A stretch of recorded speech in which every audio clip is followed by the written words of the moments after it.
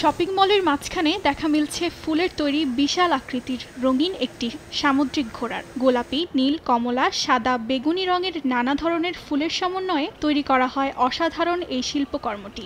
সেই সঙ্গে রঙিন ফুলগুলো কার্পেটের মতো করে বিছানো আছে চারপাশে। চমৎকার সুন্দর এই ভাস্কর্যটি হলো কলম্বিয়ার সান্তা ফে মেডেলিন মলের। মূলত সমুদ্রপৃষ্ঠের জীবনকে অনুপ্রেরণা হিসেবে নিয়ে ভাস্কর্যটি তৈরি করা হয়। এটিকে সমুদ্র ঘোড়ার আকার দেয়া হয়, যা সমুদ্র, নদী ও মহাসাগরগুলোর যত্নের ব্যাপারে উৎসাহিত করবে, সেই সঙ্গে পরিবেশ সচেতনতাও বাড়াবে। চমৎকার এই ভাস্কর্যটি ক্যামেরাবন্দি করতে ব্যস্ত দর্শনার্থীরা। এটি দেখা মাত্রই আমার মন ভালো হয়ে যাবে। আপনি বাড়িতে বা রাস্তায় এত সৌন্দর্য দেখতে পান না, তাই সকলে এটি দেখে মুগ্ধ হবে। এটি অনেক মূল্যবান এবং পরিবেশকে পুরোপুরিভাবে পরিবর্তন করে দেয়। সৌন্দর্য দেখে গভীর আনন্দ অনুভূত হয়।